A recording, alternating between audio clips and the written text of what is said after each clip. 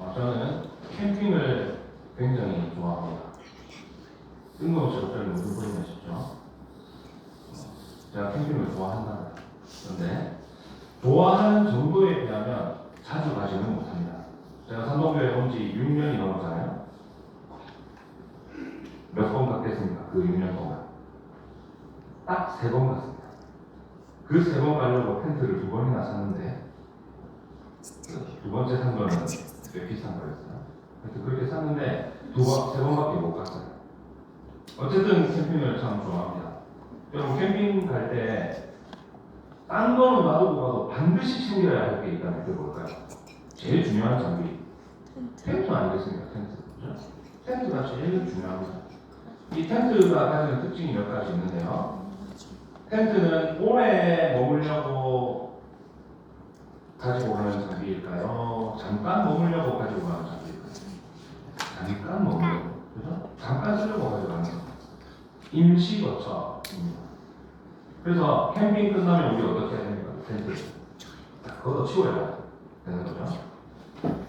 그렇기 때문에 우리는 캠핑 갈 때 집에 있는 가구들 싹 다 싸들고 갑니까? 안 갑니까?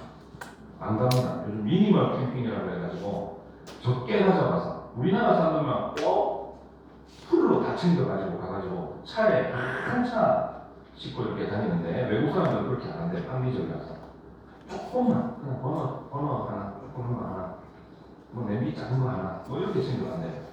우리나라 사람들은 뭐 별거 다 챙겨가더라고요. 심지어 모니터까지 TV까지 들고 가봤어요. 만약에 캠핑을 간다고 하면서 책상 챙기고, 침대 챙기고, 장롱 챙기고, 그것도 모자라서 뭐 오디오, 잠, 에어컨, TV, 찬장, 바리바리 다 싸들고 가는 사람이 있으면 어떻게 해야 될까요? 병원으로 보내야겠죠. 이상한 사람입니다. 그 이유가 뭘까요? 텐트는 잠깐 동안 뭐만 해결하면 되는 거야? 잠자리만 간단하게 해결하는 임시 거처이기 때문에 그 임시 거처에 가려고 다 들고 가는 사람은 이상한 사람입니다. 오늘 말씀을 보면 우리 인생을 다루기 텐트에 비유하고 있습니다. 1절 같이 한번 읽어볼까요? 만일 땅에 있는 우리의 장막집이 무너지면 하나님께서 지으신 집 곧 손으로 지은 것이 아니요 하늘에 있는 영원한 집이 우리에게 있는 줄 아느니라. 우리 인생이 뭐라는 거예요? 잠시 머물러가는 장막, 영어로 뭐예요? 텐트라는 것입니다. 장막집이라는 표현은 잠시 살다 죽어서 끌그로 돌아가는 우리의 육신을 묘사하는 아주 탁월한 비유입니다. 정말 놀라운 비유입니다. 우리는 뭐 땅에서 어떻게 삽니까? 이게 영원할 것처럼 살잖아요. 마치 영원히 살 것처럼 시간 낭비도 하고 이러면서 살지만 이 삶에 뭐가 있다고요? 끝이 있다고.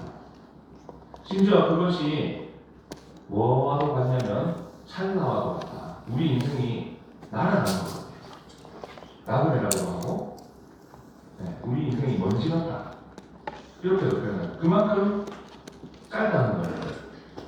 그게 마치 뭐와 같다는 겁니다. 텐트 치고 야영하는 것과 같다는 겁니다. 이렇게 우리는 이 땅에서 잠시 살다가 때가 되면 하나님께서 부르실 것이고 그러면 지체 없이 다 놔두고 떠나야 하는 나그네들이다 라는 것입니다. 그런데 여기서 끝이 아니에요. 나그네 인상이고 장막집에 살다가 떠나면 끝이다 이게 아니고 하나님께서 그 다음을 준비하고 계시다는 겁니다. 그게 뭘까요? 하나님께서 지으신 집이다. 이 집의 특징이 뭐냐면 일단 장소가 어디 있다고 했습니까? 하늘에 있고 시간적으로는 영원합니다. 하늘에 있는 영원한 집. 그러니까 이 땅에서 육신의 장막이 무너지고 떠나면 우리가 어디 살게 된다고요? 하늘에 있는 영원한 집에 살게 된다라는 것입니다. 그렇기 때문에 우리는 이 땅에서의 삶을 잠시 살다 떠나야 되는 장막, 텐트로 여기고 항상 뭘 하고 있어야 될까요? 떠날 준비를 하고 있어야 되는 겁니다. 그와 동시에 또 뭐예요? 이게 끝이 아니고 그 다음이 뭐라는 거예요? 하늘에 있는 영원한 집이다. 그렇기 때문에 떠날 준비를 함과 동시에 뭐예요? 하늘에 있는 영원한 집을 바라보고 기대하면서 살아야 된다라는 것을 1절을 통해서 알 수가 있는 겁니다. 우리가 지금은 육신을 가지고 땅에 살고 있습니다. 따라서 눈에 보이는 거 중요할까요? 안 중요할까요? 중요하죠. 여러분 밥 먹어야 살지 않습니까? 오늘 아침에 밥 드셨습니까? 네, 저 광고 말씀드립니다. 아침을 거르고 오시는 분들을 위해서 뒤에 저희가 매주 빵 같은 간단한 것들을 준비하고 있습니다. 10시 반 이전에 오시면 드실 수 있습니다. 그 전에 다 나가기 때문에 밥 먹어야 됩니다. 밥 먹어야 됩니다. 오래 살려면 건강해야 됩니다. 사람이 그리고 밥만 먹고 삽니까? 때로는 뭐 나가서 커피도 한잔 해야 되고 디저트도 먹어야 됩니다. 취미생활도 하고 문화생활도 즐겨야 됩니다. 옷도 사입어야 되고요. 집세도 나가야 돼요. 전기도 써야 됩니다. 그뿐입니까? 자녀도 키워야 되고 그 자녀들 다 커서 분가하고 독립하고 나면 뭘 준비해야 될까요? 노후를 준비해야 되는 것입니다. 그러기 위해서 이제 뭐가 필요합니까? 도움이 필요하다. 그래서 우리가 각자 처해 있는 환경에서 어떻게든 좀 더 좋은 환경으로 나아가려고 같은 방향에 있으면서 사는 거 아니겠습니까? 어떻게든 회사에서 인정받아서 실적 안내서 인정받아가지고 승진하고 싶어 하고 그렇게 해야 또 내 몸값이 올라가고 월급이 올라가고 이렇게 되지 않겠습니까? 애쓰고 사는 거예요. 그러나 사도 바울은 우리 인생을 우리 몸을 장막질이다 이렇게 부르고 있습니다.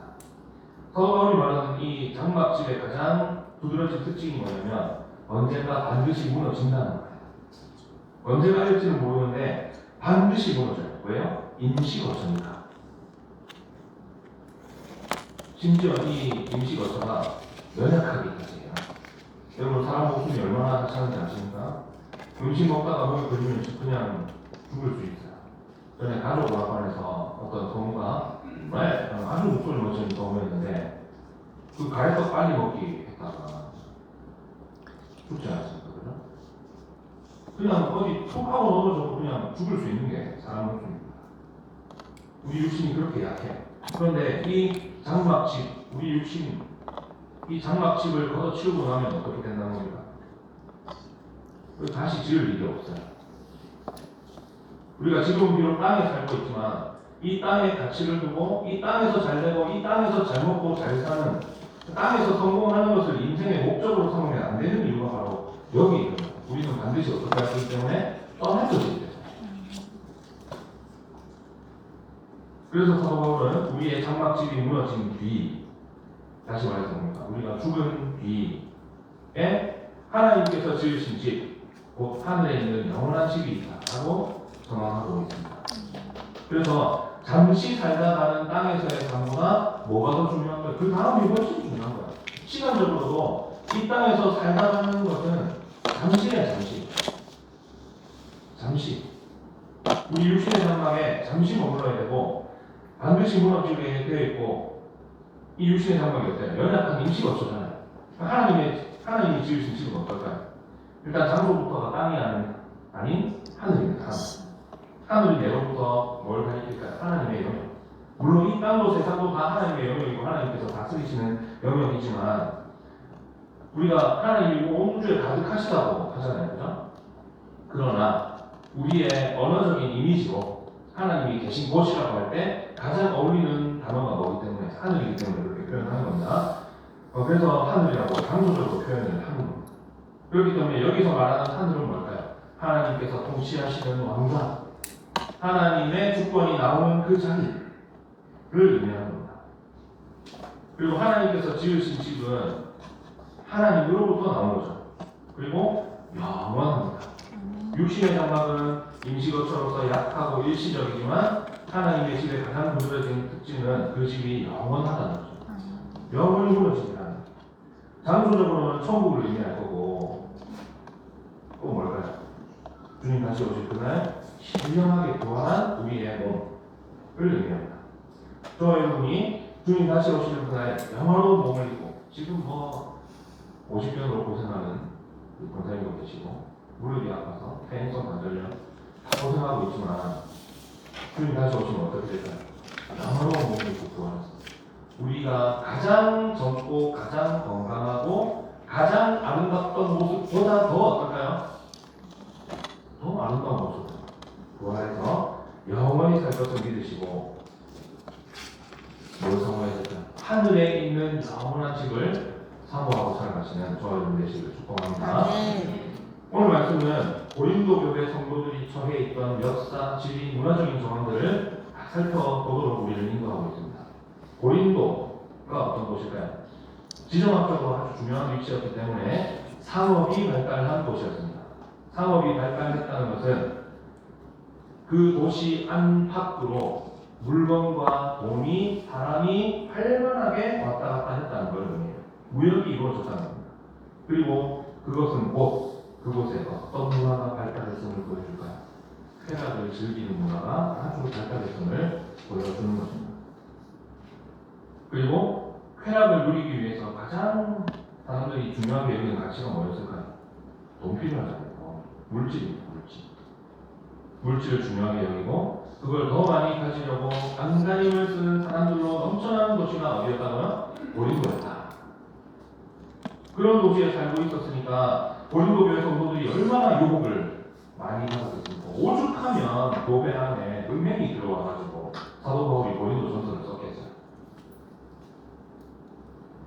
당연히 현재의 삶을 남보다 좀 더 윤택하게 살고 싶은 유혹, 사람들이 즐기는 쾌락에 나도 같이 몸을 좀 던져 넣고 싶은 그런 유혹 항상 노출되어 있지 않겠습니까?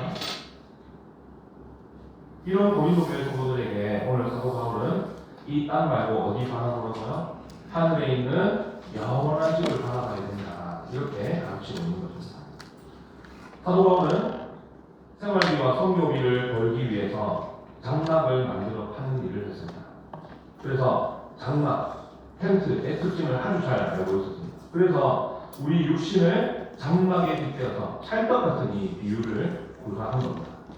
우리 육신이 뭐라고? 임시 거처인 장막으로서 땅에서의 삶이 일시적이다라는 것을 보여주는 것입니다. 반면에 하나님께서 지으신 영원한 집이 있습니다. 미래에 우리가 들어가게 될 하나님의 나라, 그리고 우리가 입게 될, 다시 덧입게 될, 덧입는다는 표현이 나오잖아요. 여기에 덧입게 될 부활한 우리의 몸은 영원합니다. 그렇기 때문에 우리는 이 땅에서의 삶에 집착해서는 안 된다는 것입니다. 오히려 하늘에 있는 영원한 집을 사모하면서 땅에서 믿음으로 살아야 됩니다. 2절 3절입니다. 참으로 우리가 여기 있어 탄식하며 하늘로부터 오는 우리 초토로 덧입기를 간절히 사모하노라. 이렇게 입으면 우리가 벗은 자들로 발견되지 않으려 합니다. 땅에서의 삶은 뭐의 연속일까요? 단식의 연속입니다. 단식이 한숨이잖아요. 하고 한숨 쉬잖아요. 우리. 이 단식은 기본적으로 이 단어가 주는 이미지 뭐예요? 한식, 우리가 어떤 때 한숨 쉽니까? 좋을 때 한숨 쉽니까? 힘들 때 한숨 쉽니까? 힘들 때 한숨 쉬잖아요. 고통을 의미합니다. 또 뭡니까? 땅에서의 삶으로 육신의 장막을 벗은 뒤에 영원한 집에 대한 간절한 소망, 이걸 단식이라는 단어로 표현합니다. 우리가 세상에서의 삶에 집착하고 여기서 만족이 찾는 것이 아니라 하늘을 사모해야 되는 이유가 바로 여기 있는 것입니다. 그러나 이런 땅에서의 삶이 여러분 단식으로만, 한숨으로만 점철되어 있으면 여러분 어떻게 될까요? 그래도 우리가 땅에서 즐겁게 살아야 되지 않겠습니까? 너무 우울해요. 우리가 땅에서 잠시 살고 떠날 예정이지만 또 영원한 집을 사모하고 살아야 되지만 또한 뭐예요? 땅에서 할 일이 또 있는 거예요. 하나님께서 저와 여러분에게 주신 사명이 있습니다. 이 사명을 땅에서 완수하고 떠나야 되지 않겠습니까? 우리가 땅에서 열심히 살아야 되는 이유는 그것뿐이에요. 따라서 하나님은 우리 각 사람이 나를 부르신 그것, 나를 향한 부르심을 위해서 헌신하고 힘쓰면서 사는 가운데 거기서 뭘 누리도록, 기쁨을 누리도록 우리 인생을 설계하셨다는 것입니다. 따라서 성도는 세상 가운데서 단식하며 하늘을 바라보지만 땅에서의 삶을 스스로 버리거나 대충 살지 않고 힘을 다해 살게 되는 것입니다. 그런데 하늘에 있는 영원한 집에 대한 소망의 근간이 뭘까요? 바로 믿음이다 라는 것입니다. 이 믿음이 어디서 올까? 5절같이 읽어볼까요? 곧 이것을 우리에게 이루게 하시고 모든으로 성령을 우리에게 주신 이는 하나님의 하늘에 있는 영원한 집에 대해서 보증해 주신다 라는 것입니다. 하나님께서 성령님을 보증으로 우리에게 주셨고, 성령님은 우리 안에 뭘 주심으로? 믿음을 주심으로 우리가 영원한 집을 확신하고 바라보게 하신다는 것입니다. 따라서 우리는 아직 지금은 비록 땅에 살고 있지만 이 땅에서 뭘 맛보는 거예요? 천국을 미리 맛보고 살 수 있는 겁니다. 그것이 가능하게 하는 공동체가 뭘까요? 바로 교회다 라는 것입니다. 이처럼 성령님께서 주신 믿음으로 하늘에 있는 영원한 나라를 바라보고 그곳에 소망을 둔 저와 여러분은 어떻게 살아야 될까? 두 가지로 나눠서 살펴보겠습니다. 첫 번째는 믿음으로 살아야 된다 라는 것입니다. 6절 7절 같이 읽어보겠습니다. 시작.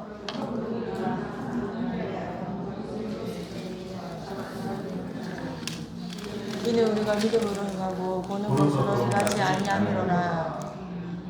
앞의 내용들을 근거로 사도는 우리가 항상 담대하다라고 전합니다. 하늘에 있는 영원한 집이 있음을 알고 그게 우리에게 주어질 것을 믿으니까 땅에서 고난받는 것, 믿음 때문에 박해받는 것, 핍박당하는 것 두려울까요? 안 두려울까요? 안 두렵다면 심지어 무엇도 두렵지 않을까요? 죽음도 두렵지 않다는 것입니다. 참으로 부활과 영생 그리고 천국을 믿는 성도는 땅에서의 일을 두려워하지 않습니다. 여러분 믿으십니까? 네, 믿으시기 바랍니다.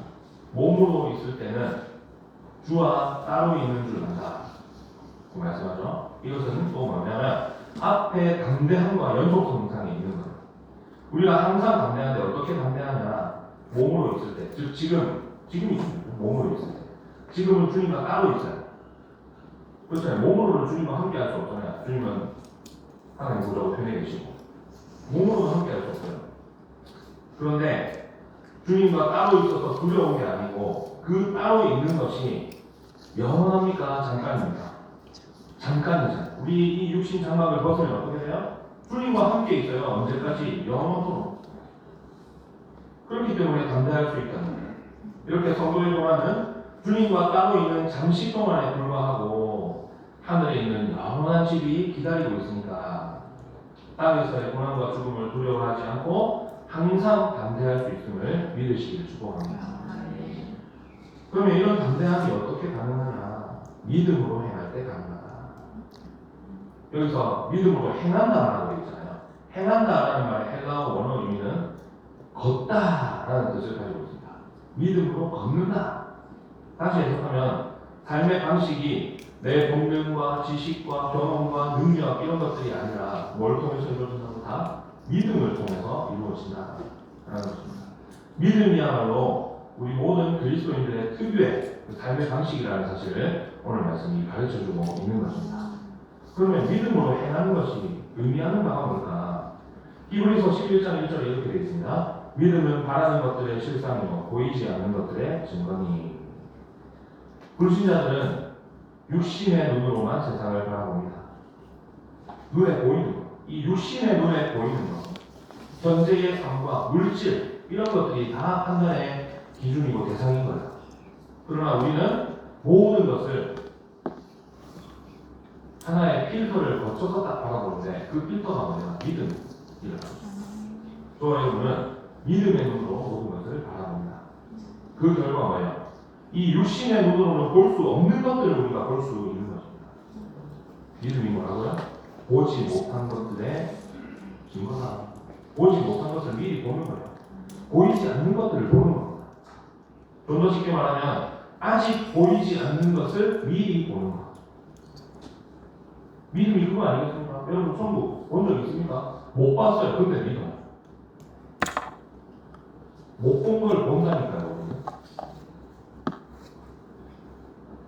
그렇기 때문에 뭡니까? 믿음이 있으면 담대합니다. 담대합니다. 저와 여러분은 믿음의 눈을 통해서 아직 당해보지도 않은, 경험해보지도 않은 죽음 너머의 세계를 미리 본 사람들임을 믿으시길 축복합니다. 따라서 우리는 믿음으로 행하고 보는 것으로 행하지 않습니다. 믿음이 우리에게 미리 보여준 세계가 있어요.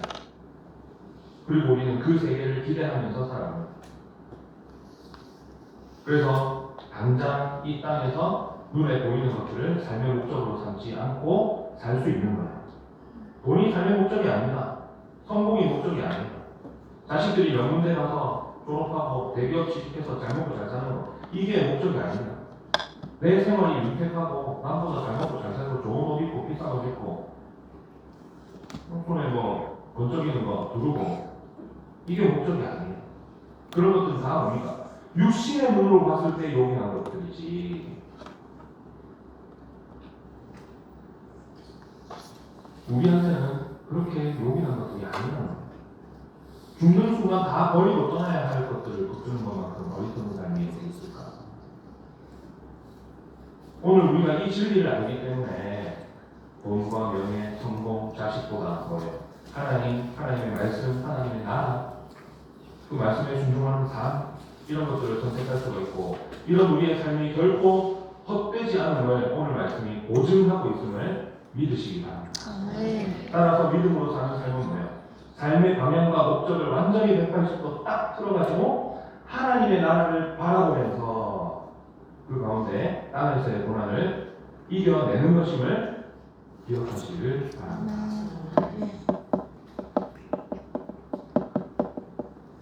두 번째, 영원한 집을 바라보는 삶은 뭐냐? 주를 기쁘시게 하는 삶을 사는 것이다. 8절 9절입니다. 우리가 담대하여 원하는 바는 차라리 몸을 떠나 주와 함께 있는 그것이라.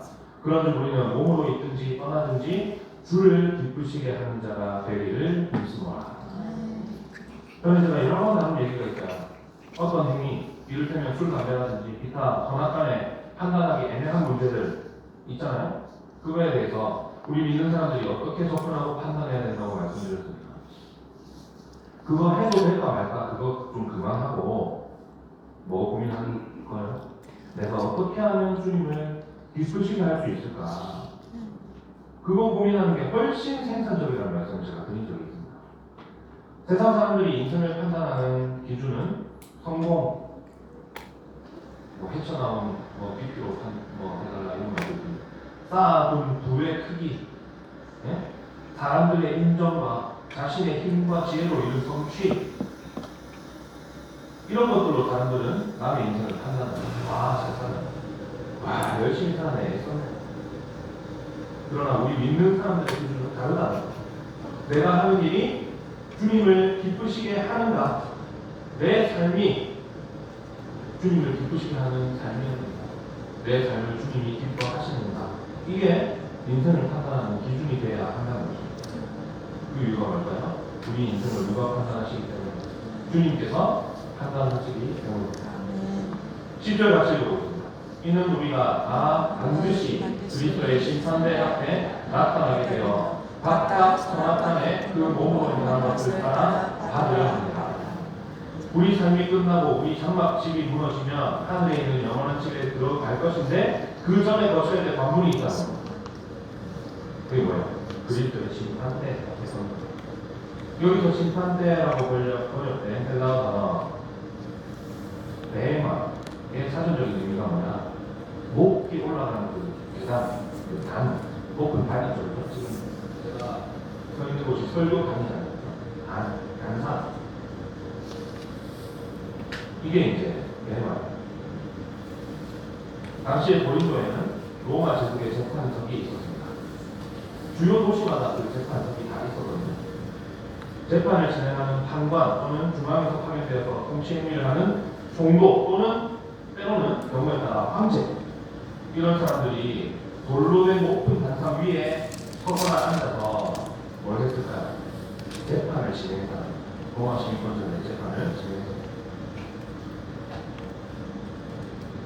사도 바울을 재판할 때 베스도 총독이 재판석에 앉았던 것을 사도행전에서 확인할 수 있는데 이 단어 베헤마가 쓰였습니다. 따라서 우리가 다 반드시 그리스도의 심판대 앞에 나타난다. 이 말씀은 뭐냐? 예외 없이, 모든 사람이 예외 없이 예수 그리스도 앞에서 자신의 삶을 평가하게 된다라는 뜻입니다. 그런데 그 뜻만 아니라 하나 더 있어요. 시상대를 뜻하게 합니다. 시상대가 뭐냐면 경기에서 이긴 자에게 상 줄 때 먹는 단상이에요. 오늘날 올림픽 경기 최근에 이제 뭐 했습니까? 동계올림픽 했잖아요. 동계올림픽 할 때 어떻게 합니까? 시상대가 있는데 그 시상대에 누가 올라가요? 금은동 해갖고 1, 2, 3 해서 선수들이 올라가잖아요. 그래갖고 그 높이 올라간 상태에서 메달을 수여하는데 5대 로마의 시상대는 끝났어요. 선수들이 단상 앞에 이렇게 서면 못 본 사람이 심판이 됩니다. 심판이나 아니면 동시자가 단상 위에 서서 우승자에게 월계관을 탁 씌워줍니다.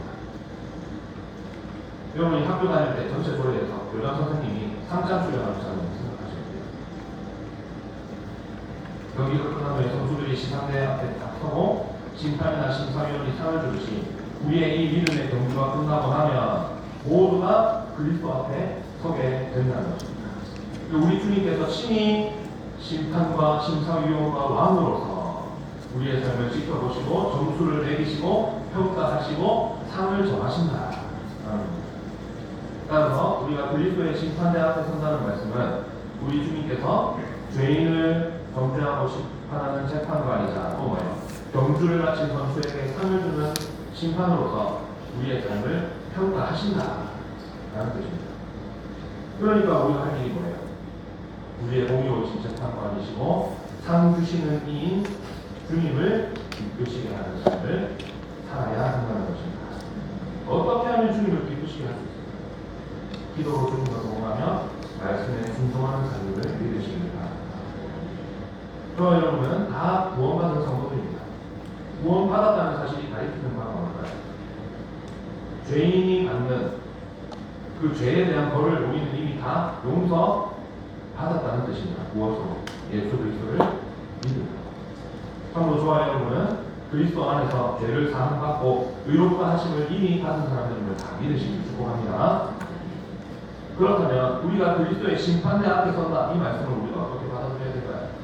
다 이미 구원받았고 천국 백성 됐고 영원한 집을 보장받은 성도들 있지만 우리가 땅에서 어떻게 살았는지를 두고 누가 평가한다면 우리 주님께서 평가하신다는 거예요. 다시 말해서 여기서 말씀하시는 이 그리스도의 심판대는 우리의 구원 여부를 결정짓는 심판 자리는 아니에요. 이미 다 구원받았잖아요. 그게 아니고 구원받은 자로서 우리가 어떻게 살았는지를 평가하시는 자리라고 이해해야 되는 겁니다. 따라서 이 심판 때는 천당과 지옥, 천국 보낼까 지옥 보낼까 이걸 결정하는 자리가 아니고 우리에게 주실 상급을 결정하는 자리다. 여러분 참으로 설레지 않습니까? 죄와 허물로 죽었던 죄인들이에요. 우리가. 그런 사람들 불러서 그 죄를 사하시고 의롭다 해주셨다. 이걸로 충분해요. 끝! 얼마나 좋아요. 천국이 우리 거. 그런데 와 세상에 구원받은 부의 삶을 평가해서 상까지 주시겠대요. 그렇기 때문에 구원이 전적인 하나님의 은혜였듯이 상급도 뭘까요? 하나님의 은혜다. 왜요? 구원이 없으면 상급이 있습니까? 없기 때문에 구원받은 자에게만 상급이 주어집니다. 우리 주님께서 우리의 삶을 평가하셔서 어떤 상을 주실지를 결정하시는데 그 대상과 기준이 뭘까요? 주님의 몸대 교회를 섬기고 맡기신 사명을 감당하되 무엇을 위해서 사명을 감당하는지 이거 보시겠죠. 교회에 열심히 일하는 사람은 많아요. 열심히 섬기는 사람은 많아요. 그런데 섬기는 목적이 다 달라요. 어떤 사람은 사람들한테 인정받아서 나 잘못되고 싶어 하는 사람이 실제로 있어요. 우리 교회는 없는 줄 믿습니다. 그런데 실제로 있어요. 사람들의 인정이 목적인 사람이 있다. 또 어떤 사람은 어떻게 해요? 정말로 사랑하는 마음으로 주의 몸된 교회를 사랑하는 지체들을 사랑하는 마음으로 내가 섬길 만한 곳이 있을까? 불러보고 그거 발견하고 그 공헌을 내가 가서 내보고 하는 거예요. 내 명예를 위해서 사람들의 인정을 받기 위해서 교회 일을 하는 사람. 그러나 그런 동기는 사람의 눈을 속일 수 있을지 몰라도 누구는 속일 수 없습니다. 주님은 속일 수 없는 거예요. 아나니아와 삽비라가 그런 우리를 도와줬고, 뭐 누가 언제 그 자기 재산 다 바치라고 뭐 강제로 하려고 협박했습니까? 안 했어요. 그냥 자기들이 그 뭐 일부만 가지고 왔다고 비난받았을까요? 아니거든요. 그런데 일부는 숨겨두고 들고 와가지고 다 들고 왔습니다. 거짓말하죠. 또 뭘 보실까요? 어떤 행위를 했는지를 보시겠죠. 또 얼마나 열심히 했는지도 보실 거고, 얼마나 힘을 다해서 그 사명을 감당했는지도 주님께서 보실 것입니다. 그리고 뭘까요? 맡긴 일을 끝까지 신실하게 감당했는지도 보시겠죠. 여기서 우리는 다음에 우리를 동하지 않도록 주의해야 돼요. 성경에서는 상급을 분명히 약속하고 있어요. 여러분 이 사실을 인정해야 됩니다. 그러나 천국에 갔더니 제가 그 어떤 목사님의 그 예화를 제가 그 기억이 나거든요. 어머니가 돌아가셨는데 원장님이셨는데 꿈에 어머니가 나왔어요. 천국에 어머니가 자기를 데리고 가서 보여줬는데 사람들이 의리의리한 대궐 같은 집에 사는 그런 사람도 있고, 자기 어머니가 총알집에 살고 있더래. 총알집. 재물을 땅에 쌓지 말고 하늘에 쌓자. 그리고 이제 헌금을 해라. 이런 식으로 하면 안 된다는 거예요. 우리는 직분과 상관없이, 섬김 분량과 상관없이, 행위와 상관없이 모두 똑같이 구원받았습니다. 우리는 직분과 무관하게, 신앙생활에 연륜과 무관하게 1년을 신앙생활했든 죽기 직전에 예수 믿었든 평생 믿었든 목회신앙이든 헌금을 얼마를 드렸든 무관하게 그야말로 완전히 동일하게 하나님의 나라를 유업으로 받은 자들을 믿으시기 바랍니다. 그러면서도 우리는 어쩌면 각자에게 주신 부르심을 어떻게 감당했는지, 또 어떤 삶의 행위를 보여드렸는지 등의 이유로 각기 다른 상을 받을 수가 없습니다. 그런데 여기서 중요한 건 뭐냐면, 아무리 다른 상을 받더라도 큰 상 받은 사람은 기쁘고, 아까 제가 초가집 얘기했는데 초가집 받은 사람은 슬프고, 이거 아니라는 거예요. 천국은 그런 거 아니에요. 작은 상을 받았다고 슬프면 그 슬픈 데서부터 이미 지옥이잖아요. 천국이 그런 곳이 아니라고. 어쩌면 우리는 하나님 앞에 우리 각자의 삶이 다르게 평가받을 수 있어요. 그에 따라 다른 상을 받을 수도 있어요. 그러나 여러분 이 사실은 기억하셔야 돼요. 그 상급이 크든 작든 내가 그것을 받은 기쁨은 똑같이 충만할 것이라는 거예요.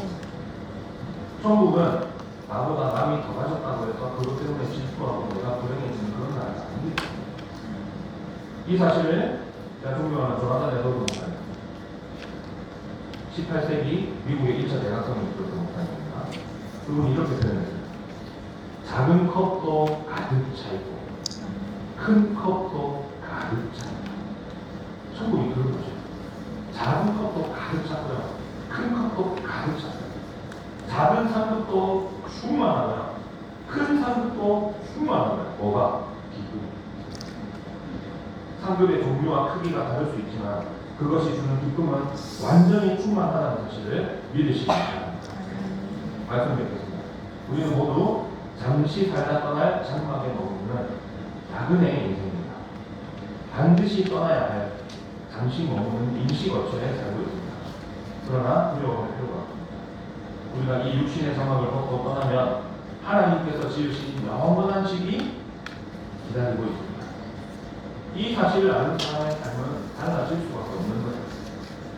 마치 하나님이 없는 것처럼, 마치 내 인생이 영원하기로 하도 할 것처럼 시간과 물질과 몸을 낭비하면서 마구 굴러다니듯 사는 비참한 삶을 떠나게 됩니다. 이제는 내가 이 땅을 반드시 떠날 것을 알고 영원한 집이 기다리고 있다는 사실을 알기 때문에 그와 다른 삶을 사는 겁니다. 삶의 목적이 바뀌고 방향이 바뀌고 모습이 바뀌고 삶의 결과가 바뀌게 되는 것입니다. 우리는 언젠가 반드시 그리스도의 심판대 앞에 서게 될 것입니다.